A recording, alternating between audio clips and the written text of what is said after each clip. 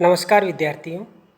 अनिवार्य हिंदी के अंतर्गत रामधारी सिंह दिनकर, जो कि आपके पद्य भाग में संकलित है, इस पर यह हमारी तीसरी चर्चा है। रामधारी सिंह दिनकर की दिल्ली कविता आपके पाठ्यक्रम में है और पहली चर्चा में हम उनके व्यक्तित्व के बारे में, साहित्य चेतना के बारे में अध्ययन किया। दूसरी चर्चा में हमने उनकी रचनाओं के बारे में जानकारी प्राप्त की। उनकी जो दिल्ली कविता है उसका जो मूल प्रतिपाद्य है उसके बारे में हमने अध्ययन किया। फिर उसके प्रारंभिक पदों की व्याख्या, भावार्थ आदि का अध्ययन किया था। आज हम इसी क्रम में तीसरी चर्चा रामधारी सिंह दिनकर और उनकी दिल्ली कविता पर कर रहे हैं। और इस दिल्ली कविता में इस चर्चा के दो महत्वपूर्ण बिंदु है कि हम पदों की व्याख्या करेंगे और उसमें प्रत्येक पद में जो शब्द आए हैं उन शब्दों के जो अर्थ है उनकी जानकारी प्राप्त करेंगे, क्योंकि कविता का अर्थ समझने के लिए, कविता का भावार्थ समझने के लिए अर्थों की जानकारी भी जरूरी है, अर्थ शब्दों का अर्थ भी आवश्यक है। तो चलिए देखते हैं। पद है, गुलची निष्ठुर फेंक रहा कलियों को तोड़ अनल में, कुछ सागर के पार और कुछ रावी सतलज जल में। हम मिटते जा रहे न ज्यों अपना कोई भगवान, यह अलका छवि कौन भला देखेगा इस हलचल में। पहले हम कविता के कुछ जो शब्द हैं, कठिन शब्द हैं, उनको जान लेते हैं। अनल, अनल का अर्थ है आग। निष्ठुर, निष्ठुर का अर्थ है निर्दयी, जिसके मन में कोई दया न हो, निर्दयी। अलका छवि, अलका कुबेर की नगरी, जो धन का राजा है,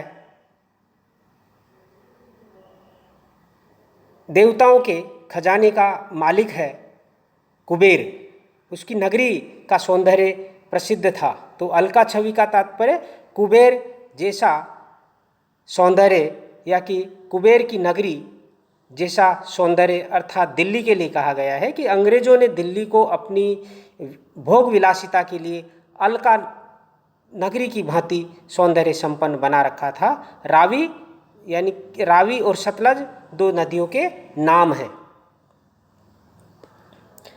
तो देखिए, हम भावार्थ करेंगे कि कवि दिनकर कहते हैं कि अत्याचारी अंग्रेज सत्ता भारतीय युवाओं तथा अधिकार और स्वतंत्रता की बात करने वाली जनता को एक एक कर मार रहे थे, कुचल रहे थे, जैसे कोई लोहे के औजार से कलियों को तोड़ तोड़ कर व्यर्थ में ही आग में झोंक रहा हो, ऐसा प्रतीत होता था।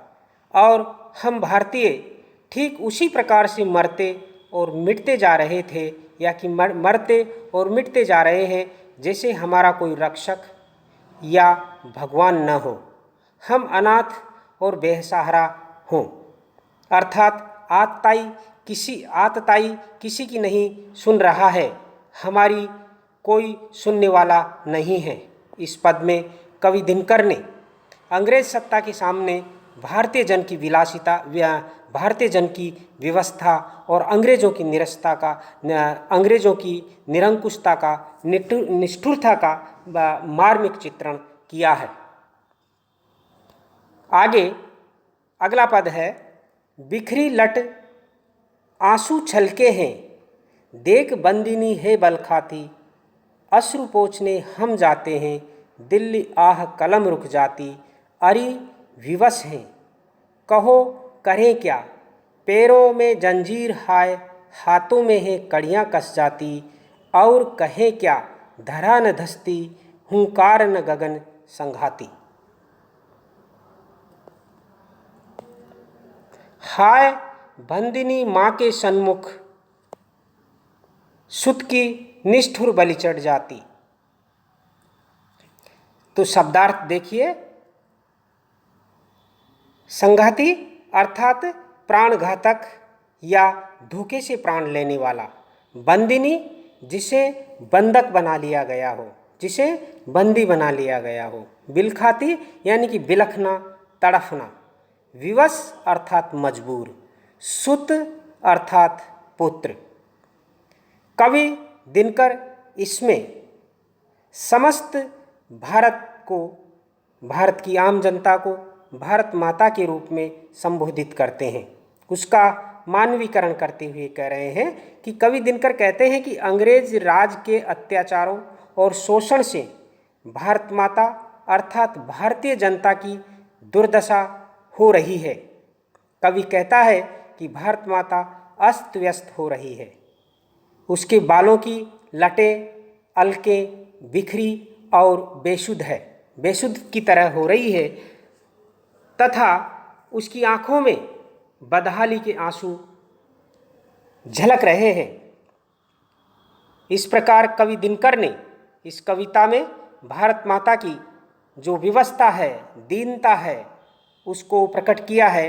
कवि आगे भारत माता की उस दीन दशा पर, जो कि अंग्रेज, जिसके उत्तरदायी अंग्रेज थे, उसका वर्णन करते हुए कहते हैं कि भारत माता बेड़ियों में बंदिनी सदृश होकर स्वतंत्रता के लिए तड़फ रही है। कवि जोश और उत्साह के साथ कहते हैं कि हे भारत माता, तुम्हारे आंसू पोंछने अर्थात स्वतंत्रता और आज़ाद कराने के लिए हम जो कि तुम्हारे पुत्र हैं आते हैं, लेकिन दिल्ली में काबिज आतताई और अत्याचारी अंग्रेज सत्ता को देखकर व्यवस्था में मानो तेरी स्वतंत्रता की गाथा और गीत लिखने में भी विवश और अपने आप को कमज़ोर महसूस करते हैं। कवि दिनकर ने उस समय के उस वातावरण का जिक्र किया है, उस वातावरण का बिंब प्रस्तुत किया है कि कवि भी, साहित्यकार भी अंग्रेज़ों के खिलाफ लिखने से जो कि डरते थे। उन्होंने प्रेमचंद जैसे क्रांतिकारी उपन्यासकार और कहानीकार की रचनाओं को प्रतिबंधित कर दिया था। जहाँ कहीं भी अगर कोई कवि साहित्य लिखता है और साहित्य के माध्यम से जनचेतना जागृत करता है तो अंग्रेज़ों की निगाह उस पर भी पड़ती थी और उसको भी एक प्रकार से उस पर भी अत्याचार किए जाते थे, उस पर भी प्रतिबंध लगाए जाते थे। इसलिए कह रहे हैं कि गाथा या गीत लिखने में भी विवश और अपने आप को कमज़ोर महसूस कर रहे हैं। कलम भी ठिठक जाती है, रुक जाती है। कवि अपनी विवशता प्रकट करते हुए कहते हैं कि हम विवश हैं। करे तो क्या करें, यहाँ तक कि भारतीय जनता के पैरों में गुलामी की जंजीरें और हाथों में कड़ियाँ डली हुई हैं।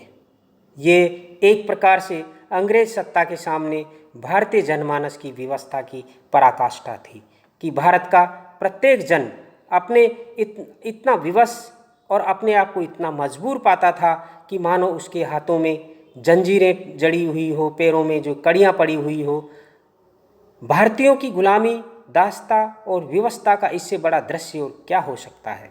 विवशता ऐसी है कि धरती ही फटकर या आसमान घोर गर्जना करे और हमें मिटा दे, मन में ऐसा विचार आता है। इस ऐसी विवशता से तो जो है कि अपने आप को खत्म कर लेना है, लेकिन कवि क्रांतिकारी है, हार मानने वाला नहीं है। इसलिए निरंतर भारतीय जनता में जन चेतना जागृत करने का प्रयास कर रहा है अपनी कविता के माध्यम से। भारतीयों की यही कर्म दशा है कि उनके पैरों में दास्ता की जंजीरें और हाथों में गुलामी की बड़ी बेड़ियां जकड़ी हुई है। भारत माता के सम्मुख आज़ादी की बात करने वाले उसके पुत्रों की अंग्रेजों द्वारा निर्दयतापूर्वक बलि चढ़ा दी जाती है, हत्या कर दी जाती है, मार दिया जाता है। अर्थात स्वतंत्रता सेनानियों को निर्दयता और निर्ममता पूर्वक मार दिया जाता है। ये अंग्रेजों की निर्ममता का प्रतीक है। आगे देखिए क्या लिखते हैं। तड़प तड़प हम कहो करें क्या, बहन हाथ दहे ऋषि छाती, अंतर ही अंतर घुलते हैं, भा कुठार कुंठित रिपुघाती। उस घातक शत्रु का वर्णन किया है, उस घातक शत्रु अंग्रेज की कठोरता का वर्णन किया है। शब्दार्थ देखिए, बहे अर्थात चलना, गतिमान होना, दहे अर्थात जलना, ऋषि यानी कि गुस्सा, घुलना अर्थात घुटना, कठोर यानी कुठार यानी कठोर, भा अर्थात होना, रिपुघाती अर्थात घातक शत्रु। कवि दिनकर इस पद में लिखते हैं कि कवि दिनकर अंग्रेजों की निष्ठुरता, निर्दयता और भारतीयों की व्यवस्था का हृदय विदारक चित्रण करते हुए कहते हैं कि भारत माता की गुलामी और दासता देखकर हम अंग्रेज सत्ता के भयंकर अत्याचारों के कारण विवश होकर तड़पते रह जाते हैं, कुछ भी कर नहीं पाते हैं। अंग्रेजों की बर्बरता के आगे कुछ भी नहीं कर पाते हैं। हमारे हाथ बंधे के बंधे रह जाते हैं। छाती क्रोध और प्रतिशोध की भावना से जल उठती है, लेकिन हम विवश अंदर ही अंदर घुटकर रह जाते हैं। उधर दुश्मन अंग्रेज अत्यधिक कठोर, कुंठित और घातक हो रहा है। वह निरंतर भारतीय जनता पर अत्याचार कर रहा है, उसका शोषण कर रहा है और प्रकारांतर से भारत को लूट रहा है। भारत को जो देश सोने की चिड़िया कहलाता था, आज वह कंगाली और बदहाली के कगार पर खड़ा है। कवि दिनकर ने अंग्रेजों की उस नीति का पर्दाफाश किया है, उस नीति को चुनौती दी है, उस नीति को कवि जनता के सामने रखा है, जिस नीति के बल पर वह भारत का शोषण कर रहे थे। अगला पद है, अपनी गर्दन रेत रेत असिकी तीखी धारों पर, राजहंस बलिदान चढ़ाते माँ के हुंकारों पर, पगली देख जरा केसी मर मिटने की तैयारी है, जादू चलेगा न धुन के पक्के इन बंजारों पर। समग्रतः इस पद में कवि दिनकर ने उन भारतीय रणबांकुरों की वीरता का, उन भारतीय रणबांकुरों की भारत माता के प्रति त्याग और बलिदान की भावना का जिक्र किया है, जो किसी भी कीमत पर जीवन का मोह त्याग कर अपने देश के लिए सर्वस्व समर्पित करने के लिए तैयार रहते हैं। देखिए, असी का अर्थ होता है तलवार। राजहंस यानी कि श्रेष्ठ क्रांतिकारी वीर सैनिक, माँ अर्थात भारत माता के लिए आया है, हुंकारों अर्थात रक्षार्थ पुकार या शत्रु को पर हल्ला बोलना, पगली अर्थात नादान, अनजान, बंजारों अर्थात मातृभूमि हित, अपने जीवन की परवाह किए बिना अपना सर्वस्व त्यागने वाले रंगरूठ सैनिक, उनको कहा गया है बंजारे। अब देखिए भावार्थ, इसकी व्याख्या देखते हैं। कवि दिनकर यहाँ उन भारतीय वीर सपूतों की देशभक्ति, त्याग और बलिदान की प्रशंसा करते हुए कह रहे हैं कि जो देशभक्ति के आगे सभी लोभ, लालच और प्रलोभन को ठुकराने वाले थे, जिनके सामने अंग्रेजों के बड़े बड़े प्रलोभन भी तुच्छ और बेकार थे। कवि दिनकर भारत की आज़ादी के खातिर अपना अपना बलिदान करने वाले वीर शहीदों को राजहंस के रूप में उपमित करते हुए आगे कहते हैं। यहाँ एक और बात बता देना उचित होगा कि अंग्रेजों ने भारत के साथ या कि भारत को जीतने के लिए, भारत का शोषण करने के लिए सभी प्रकार की कूटनीतियों का प्रयोग किया है, सभी प्रकार के छल छद्म का प्रयोग किया है। कवि दिनकर भारतीय जनता में आत्माभिमान और स्वाभिमान की भावना जगाते हुए कहते हैं कि ये जो वीर रणबांकुरे हैं, ये जो बंजारे हैं, ये उस बंजारे की तरह है, ये देशभक्त उस बंजारे की तरह है जो अपना सब कुछ जीवन का मोह त्याग करके देशभक्ति में लगे हुए हैं। देखिए आगे, ये बलिदानी राजहंस अर्थात स्वतंत्रता सेनानी भारत माता की एक हुंकार पर, एक पुकार पर अपनी ही तलवार की तीखी धार से अपनी गर्दन रेत कर भारत माता के श्री चरणों में चढ़ा देने वाले हैं। अर्थात अपने देश के लिए, आज़ादी के लिए, अपने प्राणों का बलिदान करने के लिए हमेशा सन्नद्ध और तत्पर हैं। हे दिल्ली, हे अंग्रेज सत्ता, तुम जरा देखो तो सही, इन वीर बलिदानियों के मन में देशभक्ति का कैसा ज्वार है, कैसा जज्बा है। देश की खातिर अपने आप को सर्वस्व समर्पित कर देने की कैसी तैयारी है। अर्थात ऐसे देश को तुम ज़्यादा समय तक गुलाम बनाकर नहीं रख सकते। तुम्हारी सत्ता का अंत अब नज़दीक है। कवि दिनकर इस कविता के माध्यम से, इस पद के माध्यम से अंग्रेज सत्ता को बिल्कुल सीधी चुनौती दे रहे हैं।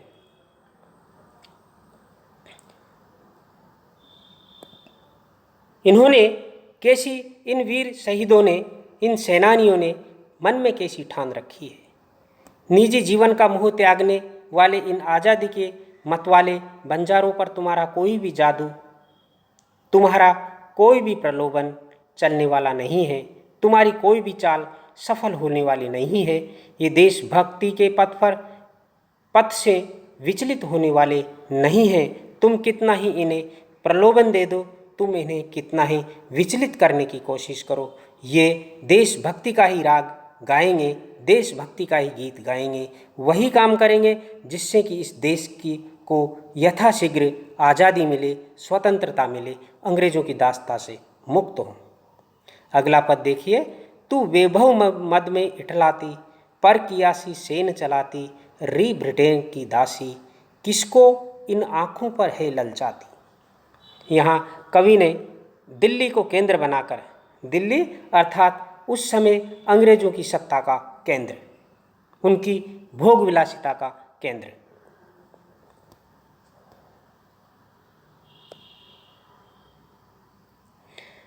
शब्दार्थ देखिए। वैभव मद अर्थात भौतिक संपदा व संपन्नता पर घमंड करना, अहंकार करना। परकिया अर्थात दूसरे पुरुष के प्रेम करने वाली, जो कि दिल्ली के लिए कहा गया है। सेन अर्थात इशारा। ललचाना अर्थात लुभाना या लालच देकर अपनी ओर आकृष्ट करना, अपनी ओर मिलाना। आगे अब इसका हम पद का भावार्थ समझेंगे, व्याख्या करेंगे, विश्लेषण करेंगे। कवि दिनकर इन पंक्तियों में दिल्ली अर्थात अंग्रेज सत्ता को संबोधित करते हुए कहते हैं कि तू अपने विलास वैभव में इठलाती हो, गर्व करती हो, इतराती हो। अहंकार में तुझे कुछ भी मर्यादा तक का पता नहीं है, मानवीय मर्यादा तक का पता नहीं है। अंग्रेजों की दासी बनी बैठी दिल्ली, तू परकिया अर्थात भारतीयों के लिए पराई सी बन बैठी हो।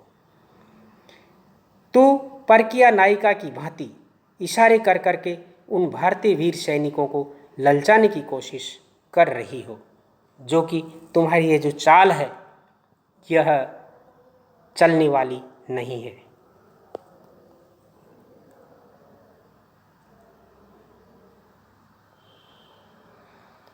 आगे देखिए। अपने वैभव मद में तू भारतीय वीरों को ललचाने की कोशिश कर रही हो। वे चुनौती देते हुए कह रहे हैं कि देश प्रेमी भारतीय तेरे भोग विलास के प्रलोभन में, धन के प्रलोभन में, चंगुल में आने वाले नहीं हैं, क्योंकि उनके दिलों में देश के प्रति जो प्रेम है वह उन्हें देश प्रेम के अलावा कुछ करने ही नहीं देता है।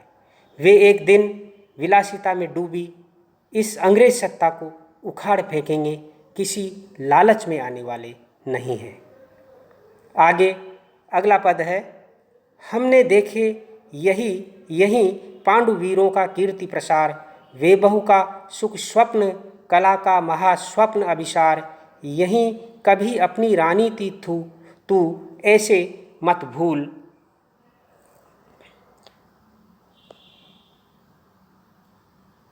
अकबर और शाहजहां ने जिसका किया स्वयं श्रृंगार, तून ऐठ मदमाती दिल्ली, मत फिर यूं इतराती दिल्ली, अविदित नहीं हमें तेरी कितनी कठोर है छाती।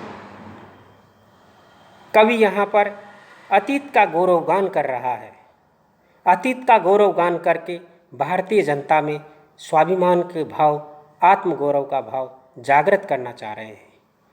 कीर्ति अर्थात यश या ख्याति, प्रसार फैलाव, अभिसार प्रिय से मिलने के संकेत स्थल पर जाना, ऐठ यानी अकड़, अविदित अर्थात अज्ञात, जानकारी से परे।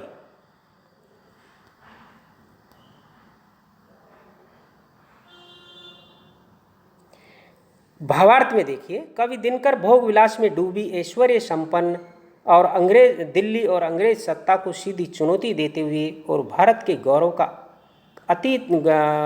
गौरवपूर्ण अतीत का वर्णन करते हुए कहते हैं कि तुम जिस तनिक से ऐश्वर्य को पाकर भोग विलास में डूबकर भारत पर निर्मम अत्याचार और शोषण कर रही हो, वो ठीक नहीं है।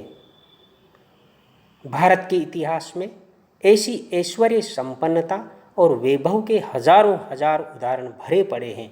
आज तुम जिस तनिक से वैभव और शक्ति के बल पर भारत की भोली भाली जनता पर अत्याचार कर रहे हो, भारत तो एक प्रकार से एक विजेता राष्ट्र रहा है, जिसने कभी भी शत्रुओं को इस प्रकार से शत्रुओं पर अत्याचार नहीं किया। भारत की जो वीर गाथा है वह यशस्वी है और भारत की संपन्नता है वह उसके हजारों उदाहरण भारत के इतिहास में भरे पड़े हैं। भारत के इतिहास में दिल्ली ने प्राचीन काल से ही ऐश्वर्य, कला कौशल, वैभव और कीर्ति के कई उदाहरण देखे हैं। दिल्ली तो हमेशा ही वैभव संपन्न रही है। आखिर तुम इस वैभव पर इतराकर भारत को क्या बताना चाहते हो? क्या भारत ने इस प्रकार का वैभव पूर्व में इतिहास में कभी देखा नहीं है? नहीं, ऐसी बात नहीं है। भारत ने इससे ज़्यादा वैभव, इससे ज़्यादा शक्ति इतिहास में अर्जित कर रखी है। उसके लिए ये कोई नई बात नहीं है। कवि महाभारतकालीन दिल्ली के वैभव का उदाहरण देते हुए कह रहे हैं कि महाभारत काल में ये दिल्ली पांडव वीर योद्धाओं के यश और कीर्ति के व्यापक प्रचार प्रसार की साक्षी रही है। उस समय यहाँ का वैभव स्वप्न और कल्पना के साकार होने जैसा था। कला कौशल और भोग विलास का विकास भी महास्वप्न के साकार होने के समान था। हे दिल्ली, तू कभी अर्थात किसी समय या अतीत में हमारी अर्थात भारत की हृदय सम्राज्ञी थी।